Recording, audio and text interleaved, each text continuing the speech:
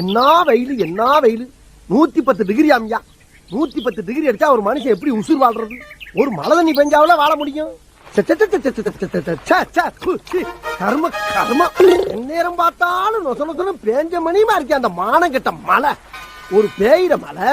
ராத்திரி நேரத்துல மனுஷன் மக்கள் தூங்குனதுக்கு பின்னால பெஞ்சாவில சந்தோஷமா இருக்கும் என்னைக்காவது ஒரு நாளைக்கு தான் வேலைக்கு போறேன் அன்னைக்குன்னு தான் தொறு தொறு தொறு தொறுன்னு கழுத மோத்திரம் பெஞ்ச மாதிரி துவைச்சு போட்ட துணி காய மாட்டேங்குது